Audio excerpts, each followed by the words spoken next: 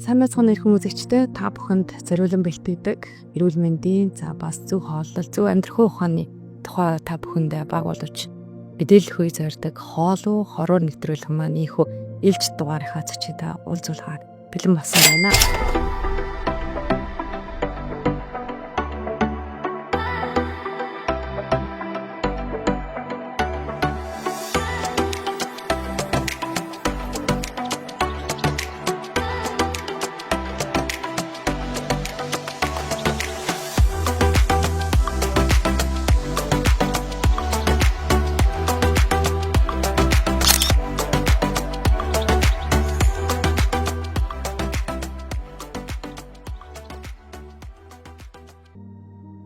Амьдрахын тулд иддэггүй, аль эсвэл идэхийн тулд амьдрдаггүй гэсэн олон ухтхонд бид нар энгийн юм шиг хэрнээ хуулан бодоод ургуулж цааш нь судлаад үзэх юм бол асар их зүйлийг агуулж байдаг энэ хоолны тухай сэдвийг олон талаас нь бид нар та бүхэнд өгөхийг хичээж хоолой хороо сэдвээр ярилцахаар юм гайхалтай бүсгүйтэй уулзаад байгаа. Тэгээд түүний нэрийг дэвшилтийн эчин хорлоо. За дэжээхэн ухааны зүүн төвийн удамжлалтай ухааны эмч ийм сайхан бүсгүйтэй уулзж байгаа.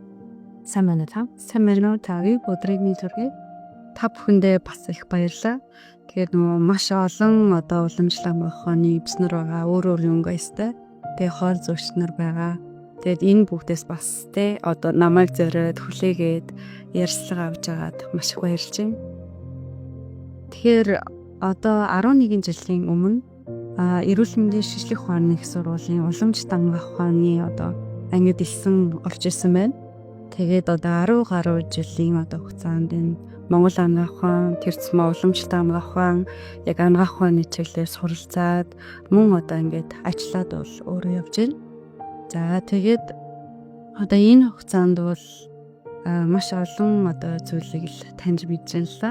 Тэгээд миний хувьд бол нэг л жирийн олон эмч нарын бол нэг. Тэгээд энэ хугацаанд өөрийнхөө туршлагаар олон багш нарынхоо заасан тэр мэдлэгийн дагуу нэлээд судлаад явж байна. Тэр зүйл өөрөө нэг 10 жил орчим болоод ирэхээр нэг зүйлийг нэг жаахан гадарлаж эхлэх юм болов гэж юу бодож байна. Тэгэхээр 10 хэдэн жилийн өмнөх миний байдал, одооны байдал бол бас их өөр болсон. Тэгээ ингээд юмыг таньж байгаа байдал бас юмд зөвөрж байгаа байдал, арай юмыг хүлээж авч байгаа байдал маань бас их өөр болж байна. Тэгээд зүүн тэжээхүйн ухааны түүгээд энэ төв 2 жилийн өмнө байгуулсан байгаа. Тэгэхээр энэ төв маань бол 2 жил орчим үйл ажиллагаа ингэ явуулж байхад 3000 гаруй хүмүүс үйлчлүүлсэн байна. За мөн үүнээс өмнө бас нэлээд олон хүнийг үзээд зөвлөгөө өгсөн байна. Энэ уламжлалт анагаах ухаанд 5 том ухаан байдаг гэж тий. За нийлснээр энэ дотроос зүүн тэжээх залангуй тэжээхэн ухаан гэдэг бол хараа өрнөц юм шүү. Зүгээрнээс судас яриад хоолын зөвлөөд тий. За эсвэл уламжлалт анагаах ухааны там байхаас хараа өөр юм шүү.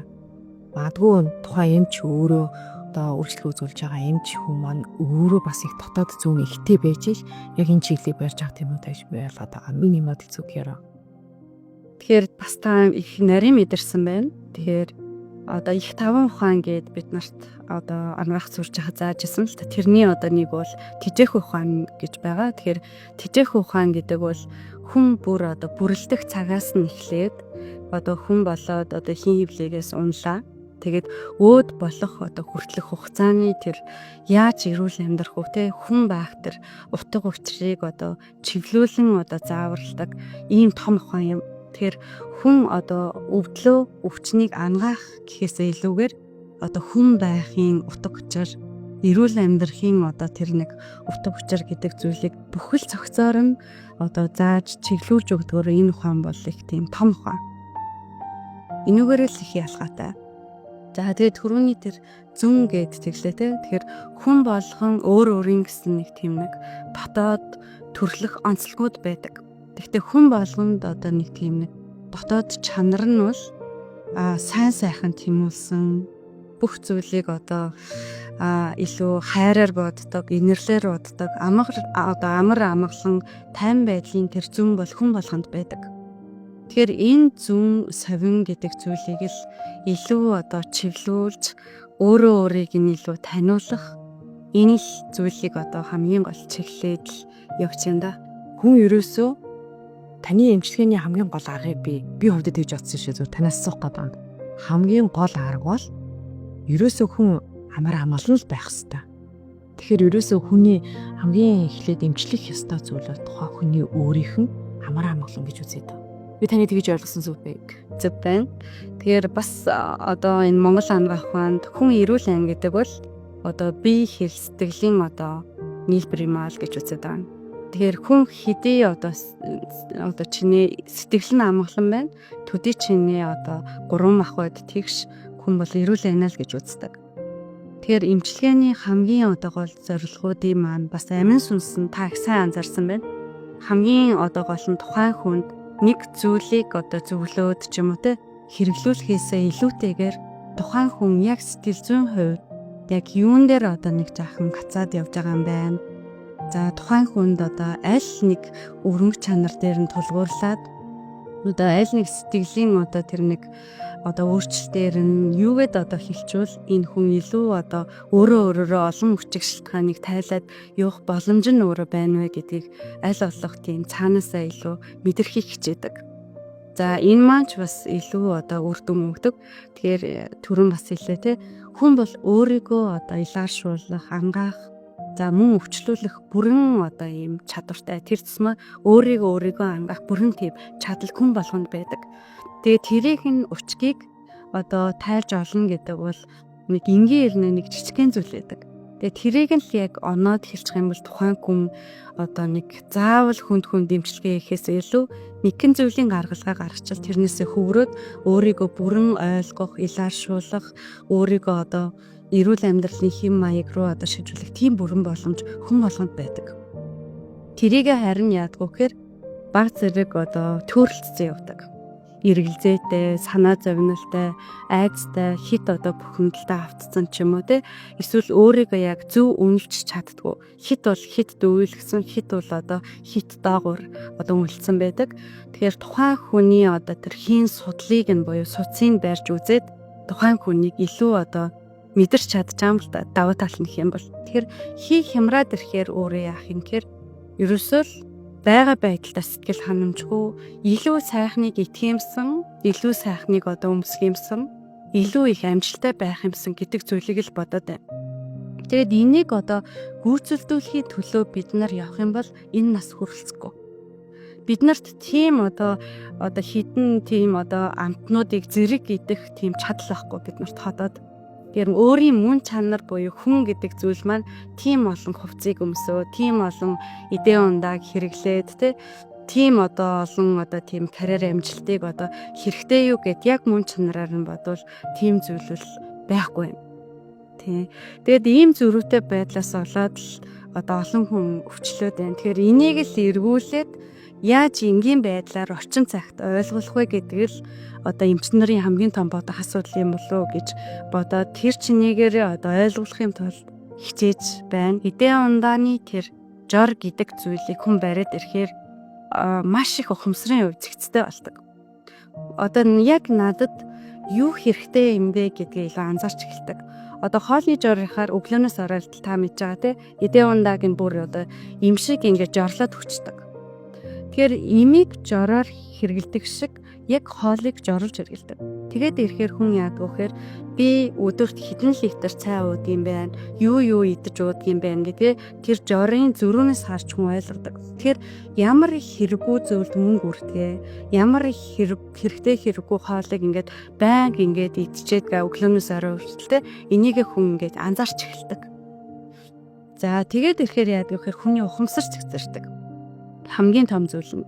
Тэр ухамсар цэгцрээд ирэхээр яадаг юм гэхээр хүний анхаарал төвлөрөл сайжирдаг. Тэгээд бүтээмж өөрөө сайн болдог. Тэгтэл бид нар одоо яаж амжилттай байх вэ гэдэг штэ тэ. Тэгтэл хамгийн гол нь хоол ундаа цэгцлээгүй үед хоол ундаа цэгцтэй болгож одоо зөв эдээ ундаагаа хүртээгүй цагт тэр хүнтэй амжилт яриад ямар ч нэмэргүй. Яг хүн ингээд насан туршдаа зөв хоолно гэхээр одоо яг яах хэвтэй. Таны хэлээд байгаа шиг за эхлээд ингээд маш амьдралын дэглэмтэй болоод ирэхээр ухамсар аяндаа төлөвшөд эхэлнэ. Үүнээс үүдэлтэйгээр амьдралд өөрөх нь бие эрүүлжээд ирэхээр зэрэг хүсүүсээ бүдэглэндээ авах. Гэхдээ тасан туршдаа зөв хоолно гэхийг, зөв амьдралын хэм маягтай байн гэхийг та ер нь ерөөхдөө юу гэж хүмүүст хумсарлуулж хэлмээр санагддаг вэ? Энэ яг ингээд том зургаар нь харах юм бол маш энгийн зүйл. Тэгээд хүний ухамсар өөрөө, сэтгэл өөрөө амгалан ямар нэгэн юмд шуналгүй хэрэг болчихвол юм бол бүх идэ ундаа өөрөө шимэн гэдэг. Тэр ямар ч идэ ундааг бид нар одоо сэтгэлэн тайван те бүх зүйлийг шунлын үдээр өөрөө хардггүй одоо тийм хүмүүс одоо тэгээд тухайн идэ ундаагаа талархаж одоо өөрийнхөө хэмжээнд тохируулж идэ сурцсан хүнд бол одоо бүх идэ ундаа одоо тэр хүний одоо тамирыг тэтгэхтэй шимэн гэдэг охин байна. За тэгтэл хамгийн одоо гол асуудал яг юу вэ гэхээр тухайн хүний сэтгэл тийм биш байгаад байна. Яагаад тэгэхээр би дуртай гэдэг хандлага гаргадаг. Яагаад тэгэхээр би ийм амтан дуртай, тийм амтан дургүй, тийм хоол идэх сонирхолтой, ийм хоол идэх сонирхолгүй. Эндээс хамаг одоо асуудал үүсдэг. Тэгэхээр бид нарын бие өөрөө одоо хэлний үзүүрээс ахуулаад хэлний хойно үртэл одоо ийм богинохон зайд бид нар идэ ундааг 6 амтаар нь ялгадаг. Тэгээд тэрнээс хойшоо болохоор бид нар амт гэдэг зүйлийг мэдрэхэ болчдөг. Тэгэхээр тэр идэ ундаа өөрөө яг ямар одоо шимийг өгж байгаа вэ гэдгийг л би ил олгож харагдана гэхээс тэндээс одоо бид нар нэг тийм сэтгэлийн хаашаал аваад тэгээд авах боломж л өөрөө байдаггүй. Тэгэхээр ерөөсөө хэлний үзүүрээс уг хүртлэг минийхэн мэдрэмжэндээ л бид нар автаад дуртай дургу гэдэг зүйл ингээд ялгаад байгаа юм.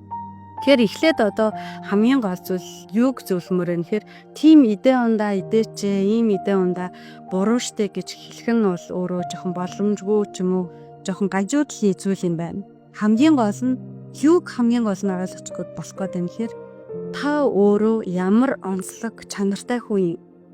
Та өөрөө яг ямар газар оронд одоо төрсэн хүн юм, ямар газар оронд өөрөө өсөж торинсон юм. Та багасаа ямар идэ ундааг өөрөө дадаж хэрэгэлсэн юм те. Энийг харгалзаж үзээд өөрийнхөө онцлогийг л мэдээчээ. Тэгээд өөрөө та одоо монгол хүн бол энэ монгол гэдэг нэг онцлог зүйлийг таниачээ. Тэгэхээс юм бол бүх идэ ундаа боломжтой ба. Тэгэхээр Монгол амрах ухаанд бол ер нь 6 илрэлт бич байдаг. Тэгээд энэ туслахлаар өвөлийн эхэн сар, адаг сар, хаврын сар, тэнцлийн уйлрал, зүүн намар гэдэг. Тэгээ энэ 6 уйлралд бол бид нарыг биеийг бүтээж байгаа хий шар бадган нэгээсээ нөгөө рүү хувираа шилжээл өөрчлөгддөг. Тэгэхээр энийг дагаад бид нарын одоо ходоодны шингээл гэдэг зүйл өөр болчихдог. Тэр одоо жилийн 4 уйлрал монгол хүн юм чинь мах идэж олно гэж бид нар ойлгоод байдаг штэ. Тэгтэл ийм зүйл байхгүй. Уламжлал ёсондоо ч гэсэн ийм байгаагүй. Энэ яг хизээнээс орж ирээд хүмүүс ингэж ойлгоцсон юм би мэдгүй байна. Яг хэр энэ бол маш буруу ойлголт. Тэгэхээр бүх хэдэн мянган жилээсээ бид нар энэ нүүдлийн амьдарч ирсэн учраас одоо бүр төрлөх зүйнд маань бол 4 уйлрал мах иддэг тийм үйл ерөөсөө байхгүй байх юм. За тэгэхээр одоо мэдээж өвлийн одоо эхэн сар, адаг сар дэж хүнд ширэн хүүтэн уяа тий. Энд бол одоо тийм тослог, шинтэй, за амтлаг ерөн хүнснүүдийг ходоодны галын элчин тохируулж хэрэгэлдэг. За харин хаврын одоо үед бол нэлээд одоо бие тамирдаад өвлийн одоо их эзэн тэр одоо хоол ундвал нэлээд одоо биед тийм нэг бадган болж одоо дэлгэрээд хямрах магадлал өөр үүсч гэлдэг. Энэ үед бид нар аль болох одоо тийм шинтэй, тосон, за мөн одоо тэр одоо хурц идэ ундааг мөн ходоодны шингээлтийн хүчиндээ бид нар одоо тохируулж ирдэг. Шингээлт сайтай мөснүүдийг. За зуны уйлралд бол бид нар цэвэр цагаан идэний одоо цагаан идэ гэж хэлэхгүй хэрэгэлдэг. Эсэгсэн хүнсээ одоо голчиж хэрэгэлдэг. За намар бол бид нар яг уу гэхээр илүү сэрүүн чанартай байгалийнхаа одоо тэр одоо шимийг илүү одоо хэрэгэлдэг. Байгалийн жимс ново илүү одоо төлхөө хэрэгэлдэг. Тэгэхээр энийг ингээд задлаад үзэх юм бол цаана маш нарийн ухаан байгаа. Маш нарийн одоо тэр хоолны жорууд өөрөө гарч идэг. Тэгэхээр хоолны жор гэдэг зүйлийг эмийн жорыг олон нийтэд ингээд сурталчлахгүй байгаа ч тийм яг тэрнтэй адилхан идэ ундаа гэдэг зүйл өөрөө хоол отоодор ороод одоо юм шиг тухайн үед хүчтэй нөлөө үзүүлэхгүй ч гэсэн эмнээс илүү нүдтэй юм болов уу гэж эвжигнэ боддог. Яг тэр өдөр тутамдаа давтаж хэрглэж байгаа учраас. Тэгэд энэ олон нийтэд зориулсан одоо ийм нийтийн хоол ундны зөвлөгөө гэдэг бол зарим нэг хүмүүст нь тусалж байгаа. Зарим нэг хүмүүст нь бол одоо нэлээд одоо хямруулж байгаа зүйл болоод байгаа. Гэр хоол ундны жорох гэдэг зүйлд бүр одоо нэмийн жор шиг маш наривчлалтай хандах хэрэгтэй. Одоо та ходоод руугаа орж байгаа тэр хүнсэнгүр одоо ийм шиг тэгж хандах хэрэгтэй хүн шүү дээ. Яа тэгэхээр тэр эдээ ундаа бол таны ходоод руу ороод одоо амт байна, чанар байна, үйлдэл байна. Тэгээ таны бие сэтгэлд ямар нэгэн эдээ ундаа нөлөө үзүүлдэг. Таныг эсвэл амгалан болгоно, эсвэл хямраан, эсвэл өвчний ч сэдрэн, эсвэл илааршуулж байдаг. Ийм л одоо онцлогтой зүйл одоо. Ер нь жор одоо эдээ ундааны яг хийсэн хоолны жорыг хэрэглэсний дараа хөргөч онгоолгаад үзэхээр бүр идэх юм болтдог ш. Аливаа зүйл одоо тун хитрхээрээс хор болоод байна гэж ойлгоод байгаа. Таны бодлоор таны одоо эмчгийн хараад жишээлбэл зарим хүмүүсийг бол бүр илт хорж байгаа шүү дээ. Одоо гурил будаа даавс бүр сахар идэж болохгүй гэлтэй. Зарим хүмүүс болохоор зүгээр усаа уухтаа давсараа жоохон идэвхжүүлээд ууж яач гэдэг. Ингээд янз янз тайлбарлаж зам зүгээр таны эмчгийн арга одоо бусдад зөвдөө хоолны арга барил юм яг аль татаа идэх хамгаалж. За. Тэгэхээр эдээ ундаа гэдэг бол өөрөө хоёр мөн чанартай гэж үздэг. Халуун бүйтэн амтны хувьд 6 одоо амттай гэж үздэг. Тэгээд эднэр одоо хоёр одоо мөн чанар 6 амтанд өөрөө хуваагдж байгаа. Бүх эдээ ундаа маань болохоор хүний бид шин болдог. Давсан, тосон, зарим тохиолдолд одоо тэр хориглоод байгаа гурилан бүтээгдэхүүн. За тэгээд тэр будааны төрөлтэй буудаа эднэр бол хүний биед тодорхой хэмжээнд одоо шин болж тамирын тэтгэх хүнс. Гэтэ тэрийг аль үед өөртөө тохируулж хэрэглэх вэ гэдэг нь чухал. Тэр эмчийнх нь одоо гол барьж байгаа зарчим бол аль нэгэн эдээ ундааг аль нэгнээс нь одоо дээр ч юм уу доор тавих нь өөрөө боломжгүй. Яа тэр адилхан л эдээ ундаахгүй. Тэгэхээр тэрийг тухайн хүний өрөмж чанар, ходоодных нь галын илч гэдэг зүйлгэн тохируулаад аль үед нь ямар одоо зүйлийг нь илүү түлхүү хэрэглэх вэ гэдгийг л одоо зөвлөд байгаа. Тэгэхээр сүүлийн одоо үед Монгол одоо хүмүүстээр илүү анзаарэгдэж байгаа ходоодны шингээлтийн күч гэдэг зүйл маш сул болсон.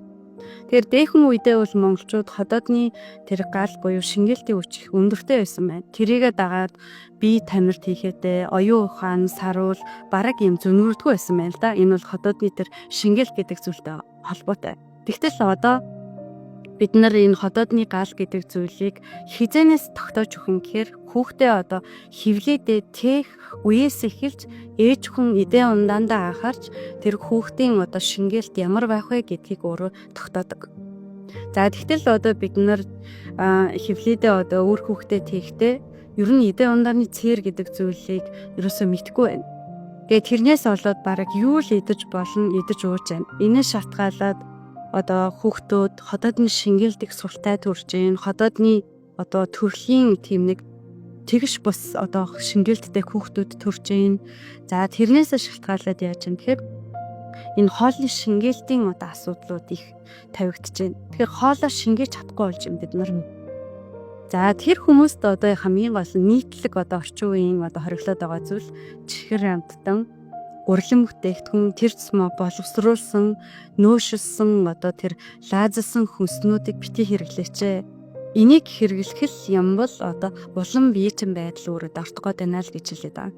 Тэр шингээлтийн хүч өөрөө сул байх нь бүх өвчний хамгийн гол суурь болдог. Тухайн хүн одоо анхаарал төвлөрсөн сул байх, дахлаа унах, тамирт хийхээ сул байх, суралцах чадвар нь одоо сул байх.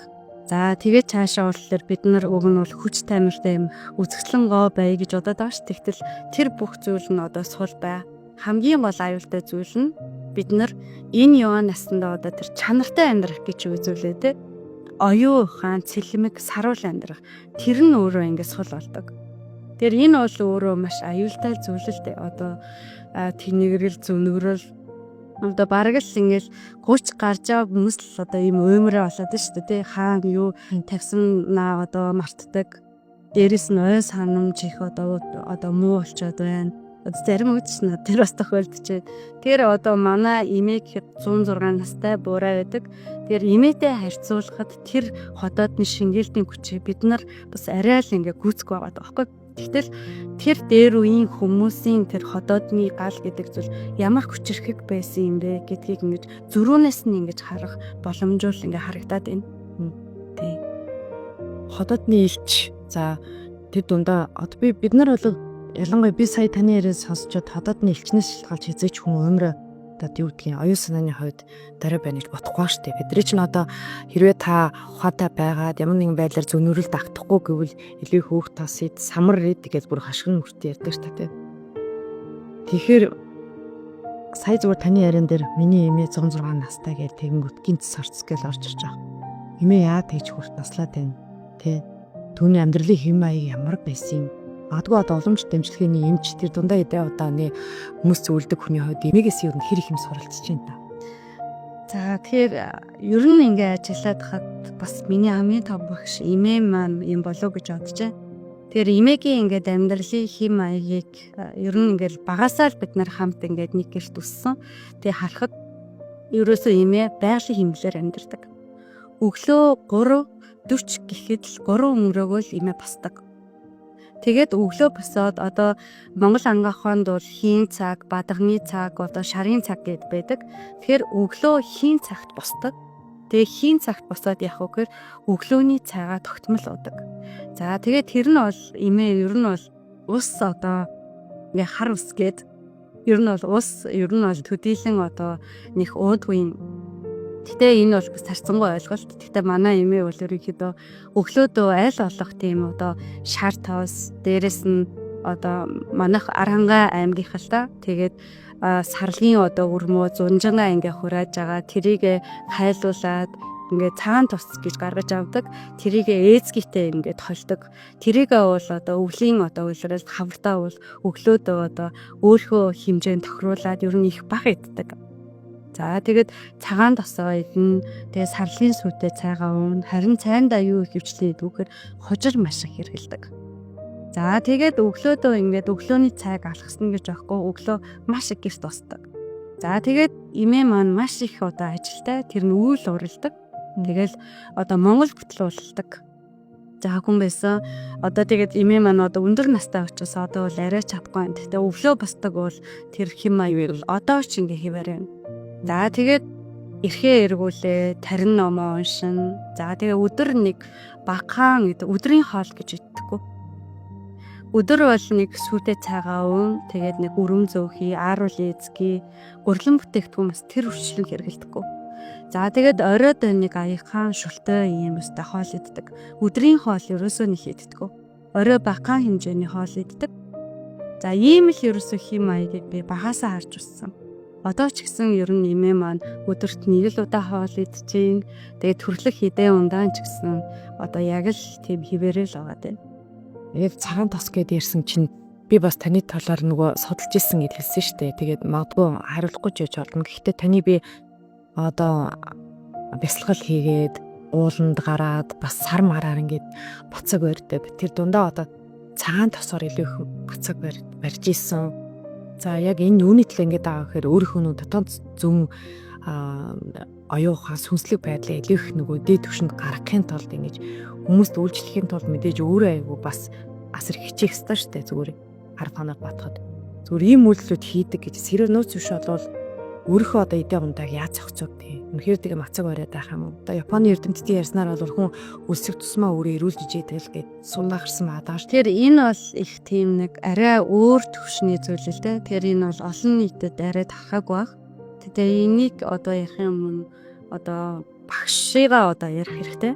Тэгэхээр багш маань бол одоо Качингийн ингээд Баян Хонгор одоо аймагаас төрсэн Качингийн гэдэг ингээд багш байдаг. Тэгээд багштайгаа ингээд олон сайхан учир өрөөл ингээд учирсан.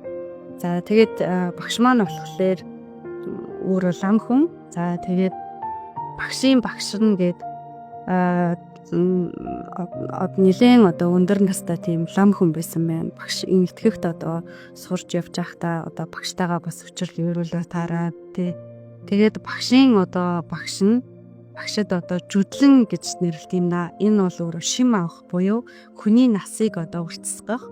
За тэгээд энэ оюун ухаан сэтгэлийг илүү гэгээрэлд одоо хөтлөх нэг тийм оюун санаа болон Монгол анагаах ухааны хоорондын одоо нэгдсэн нэг тийм нэг том бүтээл юм уу? Ийм одоо бүтээл байдаг. Тэгэхээр эний одоо тэр судрын авшиг гэдэг зүйлийг бол өгсөн байгаа хит хэдэн ганц бол би биш л дээ.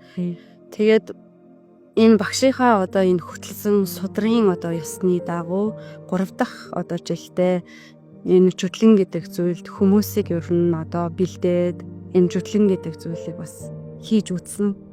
Тэгэхээр энэ жүтлэн гэдэг бол зүгээр нэг одоо залуу сайхан болох асуудал бол биш. Эний хамгийн одоо гол дээдийн зориулга нь бол бусдын төлөө одоо ихийг бүтээе.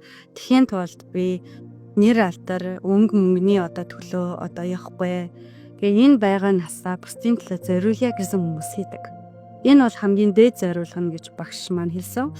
За дараагийн зориулга нь бол одоо үр хүүхдтэйгээ урт удаа насалж үр хүүхдээ одоо хүн шиг хүн байлгаж зөв одоо хүмүүжүүлж үр хүүхдтэйгээ удаан одоо амьдрья гэсэн хүмүүс хийдэг.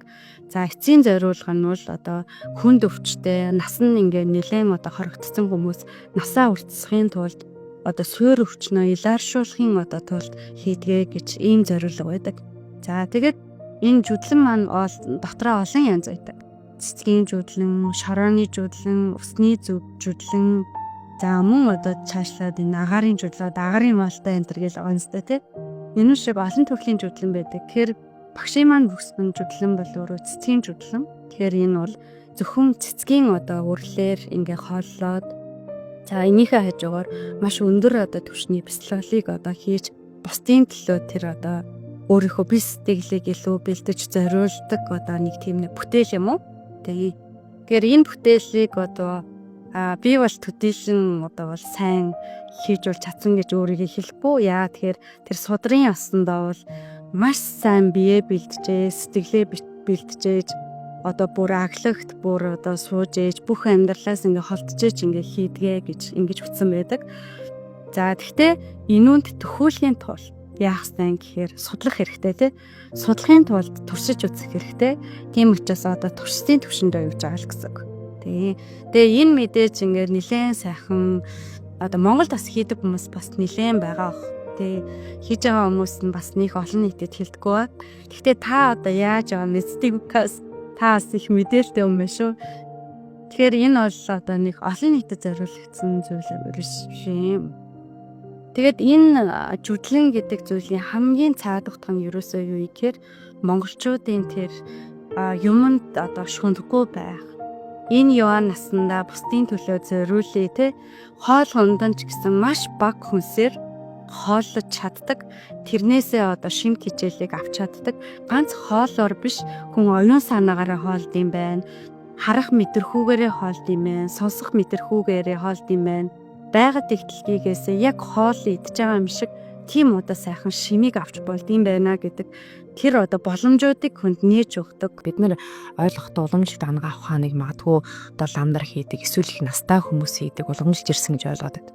Зөв энэ асуултыг би яагаад танаас суусан бэ гэхээр ийм залуу байж одоо яг бусдын төлөө үйлчлүүлэгч маш олонтой болсон байна. Таны гараас одоо эрүүл болсон, бүр ингээд магтаал хэлж байгаа хүний тав бүр хязгааргүй. Тэгээ одоо хаач явсан ингээд явж идэг баг. Ерөөс энэ хүнтэй л ханг би хоол удаа одоо яриулаад хэлүүлээд байж байвал би баг амьд байна гэж байгаа ийм асар олон үйлчлүүлэгчтэй болчихсон байхгүй. Тэгэхээр энэний цаад учир шатханыг яг та даруугаар тайлбарлаж байгаа боловч цаагаараа нөө судалж байгаа, өөрийгөө өндөр түвшинд байлгаж байгаа. Одоо судас биш бүр судал барьдаг басан гэх мэтлээ одоо таныг яриад байв гахалтай зүйл зөндөө байгаа л.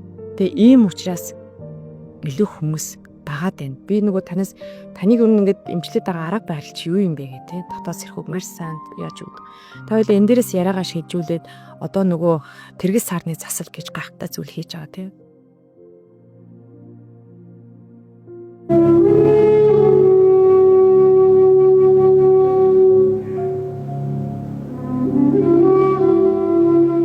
За зөвхөн одоо нөгөө хүний дотоод зөнгө сэрхээс гадна дотоод зөнгө та яриад хэлээд ойлгуулаад сэрхээс гадна маш гой засал хийж байгаа сүүл үед одоо бүр ирч аваад одоо бүр хүн багтгаа ялаа штэ тий. Сар болгоо хийж байгаа. Энэ засал юу нь яг ямар ч үстэй. Таны хэлдгээр бол яг үндсэн хүний 70 хүрдийг сэргийж өгч байгаа. тэр сэргснээр л хүн өөр эрүүл болчихж байгаа. Гэ тайлбарлахад амарх юм шиг боловч агуулга маш том байгаа даа тий. Тэргis сарны заслын тухай хоёлаа яриагаа шийдвүлээ гэж бодчих тий. Тий. Тэр энийг эхлээ ярихын өмнө одоо 3 махбодын тухай ярих хэрэгтэй болсон. Тэгээ суурь ойлголт аавна. Тэгэхээр бидний бие хий шар бадгана гэсэн 3 махбодоос тогтдог. Энэ бол хромосом махбод. За дэлгэрэмгүйгээр явбал огторгуу хий гал ус шороо гэд 5 махбодоос тогтдог. Тэгэхээр 5 махбод болгон өөр өөрийн гэсэн мэдрэхүүтэй. За одоо ус махбод л өөрөө амтны мэдрэхүүтэй. Шороо бол өөрөө үнэрийн мэдрэхүүтэй. Гал бол өөрөө харах мэдрэхүүтэй. Хий бол хүрэлцэх, огторгуу бол өөрөө сонсох мэдрэхүүтэй. Тэгэхээр зүүн төвийн одоо хамгийн бол зорилго нь бол тэр хүний дотоод зүүн юугаар сэрдэг, тэр мэдрэхүүгээрээ дамжиж сэрдэг.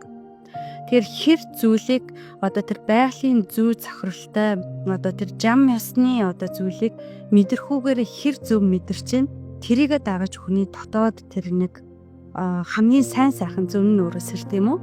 За тэгэхээр энэ одоо зүйлийг үндэслээд бид нар яаж юм гэхээр 5 мэдрэхүүгээр нь дамжуулаад тухайн хүний зөнгө сэрээгээд тухайн хүнийг өөрөөр нь илэршүүлэх тэр арга замыг л зүгээр одоо хөтөлж өгч байгаа.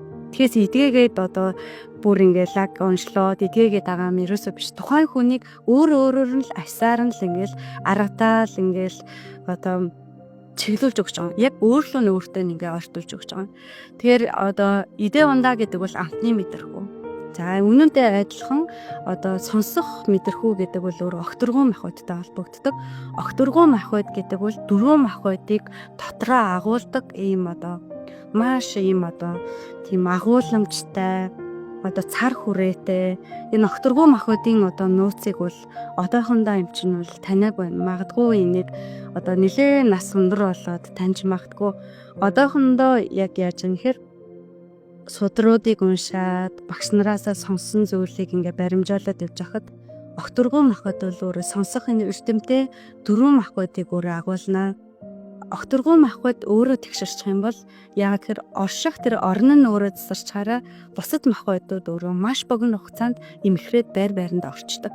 Тийм учраас идэ ундааны жорыг сар барих яг өөртөө зохирсон зөв аюулгүй 45 минут сонсох одоо 2 цаг сонсох те энэ бол бүр ингээд нөлөөний хувьд ингээ яг адилхан байгаа байхгүй юу? Тэгэхээр бүр ин цаг хугацаа хэмнэжэн те дээрэс нь тухайн хүнд илүү тийм идэ ундааны жор арин гэдэг бол амаргүй хөндлөчээр их шаарддаг хүч хөдөлмөр шаардна. Тэгтэл маш гоё өөртөө тохирсон тэр зөв хэмнэлийг авчихад л хүн торхноо ингээд өөрчлөлтдөг. Энэ бол өөрөө энэ сонсох мэдрэхгүй буюу энэ авианы эмчилгээний гайхамшиг байгаа юм. За тэгээд шөнийн 15 болгонд яа хийж байгаа юм гэхээр одоо од гаригсын нөлөө гэдэг бол бидний биед идэ ундаа хүний биед явдал мөр нөлөөлж байгаа шиг од гаригс хүний биед нөлөөлдөг. Тэр тусмаа сарны хэмнэл гэдэг бол бидний байнгын тэр одоо усанд нөлөө үзүүлж байдаг. Тэгэхээр бидний биеийн одоо 70% нь ус гэж штэ тий. Тэгэхээр энэ усан махбодод од гаригсын нөлөөгөөр сар маш их нөлөө үзүүлдэг. Тэр тусмаа тэргэл сартай үед. Тэгэхээр орчин үед хүмүүсийн ус их бохирдож байна. Энэ олон одоо давтамжтай аялгуунаас олж байна. Бидний дотоод тэр одоо янз бүрийн одоо бодлуудаас олж байна. Эргэн тойрны одоо эрчимнүүдээс болж байна. За мөн од гарагсын нөлөөллөөс болоод бидний ус нэлээд бохирдолтой байна. Энийг л 15-нд тэр сонсох мэдрэхүүгээр нь дамжуулаад огторгуу махбодыг нь засаж өгöd байгаа. За тэгэхээр энэ одоо авианы заслыг бид нар бас 2 жил орчим одоо хүмүүс дээр ингээ хийж үзэж байна. Тэгэхээр энэ авиа засалч маань болохоор өөрөө Монгол одоо морин хөөргийг эзэмсэн яг Монгол тэр төрлөх авиан дээр илүү одоо суйрлаж Монгол тэр аялгүй гэдэг зүйл Монгол хүний тэр сонсох мэдрэхүү гэдэг зүйлийг илүү бас онцлог болгож бусад одоо тэр эмчилгээнүүдээс илүү Монгол авиагаар илүү засаж байгаараа яг онцлог байдаг. Зүүн төвийн маань энэ аялгуй засал. Тэгэхээр одоо нэг юм тэдэн хэрцийн давтамжтай ингээд нөлөөлж чадах юм бол танд одоо жишээлбэл юм байгаа аахгүй юу. За 639 Гц дээр аваачих юм бол тань дээр хайр ирнэ гэх.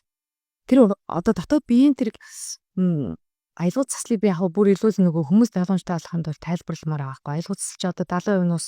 За тэр усанд тэдэн гэрцээр бид нар нөлөөлж чадчих шүү гэдгээ засалч маань өөрөө яаж мэдхий. За жишээлбэл янз янзын давтамжтай одоо шиг 174 Гц дээр давтамж яах юм бол үүдэл болоо стресс нь бүр намж чинь тий. За эд эрэхт нь бүр эдгэж байгаа төвшин нь болохоор 285 Гц дээр гээл тий. Чи нэг хөгжмийнхөө хаялгууныхаа герцийг хэлээд штэ бусанд нөлөөлж байгаа. Тэгэхээр энэ герцийг яаж мэдэх? Тэгэхээр бас энэ их чухал асуудал. Анхаарал төвлөрөлтийн хямралтай, нойрны асуудалтай, сэтгэл түгшилтэй, айдастай хүмүүсийг ер нь хөгжим бичлэгээр илүү үр дүнтэй эмчиж байгаа. Судалгааны одоо материалууд ч гэсэн өдөр олон одоо шинжлэгдэж гарч байгаа. Гэхдээ зүүн төв дээр хамгийн одоо гол зүйл нөгөө л яг нэг тийм нэг Монгол ахуй тэр нүүдлийн соёл илүү тэр байглаас үүссэн төрлөх тэр нэг аялгау гэдэг тэр илүү төвлөрч гарч байгаа. Тэгэхээр Монгол хүний одоо өнгө харах тэр одоо өнгөний ялгамж бусад одоо орны хүмүүстэй харьцуулахад их өөр байдаг шүү дээ. Бид нар одоо морины цэсэн дээр л хэрлэхэд одоо их өөр идэг шүү дээ. Олон цэс байдаг өнгийг нэг арай өөрөөр хардаг ч юм уу гэмээр те. За яг тэрүүнтэй адилхан Монгол тэр одоо хөг аялгауг хүлээж авах чадвар бас их монгол хүмүүс дээр өөр байдаг юм уу гэж ажигласан. Тэгэхээр энийг бол одоо аялгаугаар амгаагч одоо зүүн төвийн хөгжимсөлч манус илүү тайлбарлага. Миний ойлгосноор бол тэр. Тэгэхээр манай төвийн одоо энэ аялгауц юугаараа ялгаатай юм гэхээр ерөөсөө монгол ангаах хон дээр суурилж байгаагаар ялгаатай байна. Тэгэхээр Тэжээхүү хаан гэдэг бол түрүүн одоо хэлсэн бүхий л одоо хөвлөд байхаас ахуулаад одоо өөд болтлох бүх хугацааны зүйлийг ярьж байгаа. Тэгэхээр энэ бол бүх мэдрэхүйн одоо тухайн асуудлыг ангаахан өөрөө дотроо багтаацсан байна. Тэгэхээр тухайн хүний хин судлыг нь барьж үзээд за энэ хүнд бол ийм одоо тодорхой гэрцийн одоо давтамж гээд одоо энэ бол одоо орчин үеэр ярьж штэ тий. Тэгэхээр энэ хүрдэн дээр нь ийм одоо өнгөөр илүү одоо засмаар байна гэдгийг эхлээд үзээд оншлоо. Тухайн хүний хүрдний системийг. Тэгэхээр тухайн хүний одоо судсыг одоо бид нар барина гэж яриад байгаа тий. Тэгэхээр миний хувьд судас барих юм шиг бол биш санагдтыг. Яг тэр хүн болгоноос тийм химнэл буюу аялгау гардаг. Тэгээд тэр болохоор маш нарийн төвшөнд тийм нарийн юм хийнүүдээс судлуудаас хөгжим тоглоход ингээд нэг аваа гардаг шаяг тийм нэг химнэл гардаг. Тэрийг л би одоо энэ хурууныхаа өндөгөөр дараад мэдрээд тэр аялгауг нь илүү сонсоод байгаа. Тэгээ зарим тохиолдлыг нэг хүний одоо ингээд зүрх ингээд цогч байгааг бид нар сонсдог штэ тий. Яг тэрүүнтэй адилхан мэдрэмжийг хүний одоо тэр хийн одоо судлуудыг байхаа яг нэг тийм нэг мэдрэмж төрдөг хгүй юу. Тэгээ энэ бол магадгүй нөгөө миний л дотоод мэдрэмж ах юм ч олон өөрөө тайлбарлах баг. Тэгэхээр хүний одоо судлыг барина гэдэг бол их тийм нарийн торгон одоо мэдрэмж.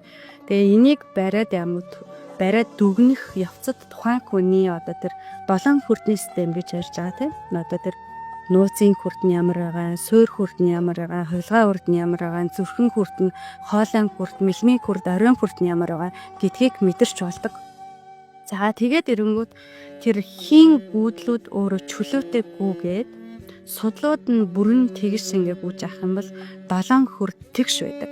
За 7 хүрдний эргэлт тэгш байх юм бол хүний сэтгэл амгалан за одоо хоол унд сайхан одоо шимнэхэл наацхан асуудал. Тухайн хүн энэ юунаасандаа юу бүтээх гэж ирсэн тэр өөрийн утга чанараа илүү сайн мэдэж одоо нөгөө жинхэнэ амжилт гэдэг зүйл одоо яригддаг. Тэгээд 7 хүрд өөрөө судлууд нь тэгш байх юм бол тухайн хүн маш их амжилттай байдаг. Гэгэрэл ухаарльтай байдаг. Энэ юунаасаа илүү амжилттай ингээд өнгөрүүлж чаддаг. За тэгвэл яг тэрийг ингээ онцтой бахнаа. Тэгээд тэрүүнд нь тохирсон авины эмчилгээг зөвлөдөг. Зарим хүмүүс бол заавал авины эмчилгээг шаардлагагүй хүмүүс байж болно. Тийм. Бид ер нь бол дараачийн удаагийн дугаартаа аялгау цаст гэдгийг бүгд бие даасан тусны нэвтрүүлэг болоор танай аялгау цасалчтай ярилцах нь илүү одоо сонирхолтой бас оновчтой тэр дундаа одоо үзэж байгаа хүмүүст маань илүү хөвгөөжтэй байх байхаа гэж бодож байна. Тэгээд мэдээж одоо Тэжээхүү хаан төвийн зүүн төвийн уламжлалт ангаах ухааны эмч за дэвшилтийн ичээ орлоо гэж энэ сайхан эмгтээтэй уулзсных зөндөө их зүйл яриулцмаар байгаа хоёлаа. Гэтэ нэвтрүүлгийн маань цаг бага. Нэвтрүүлгээ төгсгөлд эрхэм танаас ганц зүйл хүсмээр энэ тэр юу гэхээр манай одоо нэвтрүүлгийг үзэн суугаа эрхэм хүмүүс чагнаар хажмаш одон зүйлийг танаас олж авах мэдж байгаа. Гэхдээ эрүүл амьдрахад тэр дундаа урт наслахад үнэхээр зөв хаалган чухал байх уу? Зөв хооллоод эрүүл урт наслахын тулд юуг анхаарах ёстой вэ гэдгийг та маш цөөн үгээр илэрхийлж хэлээч гэвэл юу гэж хэлэх маань үзэгчтэй. За тэгэхээр энэ ч болгон л өөр өөрсдийн одоо тэр өнгө аясаар хэлэх баг. Тэгэхээр ижийнхэн үед бол маш их энгийн санагддаг. Тэр нь юу вэ гэхээр одоо хүний биеийн 70% нь ус байна те. Тэгэхээр ус цэвэрхэн бол ус махбод өөрөө бусад махбодыг хооронд нийв зүйтэй болгож за одоо тэтгэж төржүүлж байдаг ийм чухал махбод. За ус цэвэр байхын одоо хамгийн гол нь байгаль ихтлийн ус байдаг. Тэгэхээр бид нар хүн болгон эргэн тойрон байгаа гол аршаа, ус, мөрнөө одоо бүр ингээд өөрийн дотоодд байгаа тэр амин усчгээ ингээ хайрлаач. Тэгээ Монгол улсын усан цэнгэг одоо тэр гол горхин одоо голдрлогоороо өрсөж те ийм л байвж байх юм бол бид нар эрүүл байх хамгийн чухал тэр суурин тавьдаж байгаа юм. Тэгэхээр энэ бол одоо Монгол хүн болгоны одоо тэр санаж явах хэрэгтэй зүйл юм болов уу гэж боддөө. Монголчууд чинь чанман ярдна гэж аштай усаа. Тэгэхээр маш олон зүйл байгаа эрүүл амьдрахад. Гэхдээ хамгийн энгийн зүйл бол зүгээр ерөөсөө л хамгийн бодиттой зүйл зүгээр усаа л хамгаалах бүгдээрээ. Тэгээд өдөр болгон хүртэж байгаа тэр усаа сайхан сэтгэлээр энэ бол миний одоо амь насыг тэтгэх, миний одоо бодол санааг ариусгах бүх сайн сайхан зүйлийг маань одоо тэтгэж тээж байгаа ийм зүйл шүү гэж өдөр болгон одоо хүртэж байгаа цайгаа, усаа илүү одоо сайхан одоо сэтгэлийг шингээгээд, ерөөлөөр шингээгээд ингээд хүртээч гэдгийг л одоо хүн болгон хэлмээр санагдтыг. За маш их баярлалаа. Өвчин гэдэг өөрөө мэддгүү байхаас за бас буруу ойлголттой байхаас илүүтэйгээр их үүсдэгэ гэж одоо уулзж байгаа олон хүн одоо ярьж байгаа. Тэгээд энэ мэдчлэн аль болох өвдөхгүй байхын тулд яах ёстой вэ гэдэг зөв халахын тулд яах ёстой вэ гэдгийг жаахан ч болоо бид нар асуулт хариулт олгож мэдлэг мэдээлэл өгч байгаа. Энэ нэвтрүүлэгт маань оролцсон хүнтэй зочин танд маш их баярлалаа. Бас цаашдынхаа ажил үйлсэд хүндрээс хүндрэ амжилт хүсье. Ингээд эрхэм үзэгчтэй бид энэ удаагийнхаа нэвтрүүлгээр зүүн тэжээхүү ухаан төвийн ангаах ухааны уламжлалт ангаах ухааны эмч дэвшилтийн ичүү харлаатай инхүү ярилцлаа. Үзэгч та бүхэнд бас бага боловч мэдээлэл өгч та бүхний амьдралд бас нүүр болсон байхаа. Ингээд дараагийн нэвтрүүлэг хүртэл дараагийн зочинтой уулзах хүртэл баяр.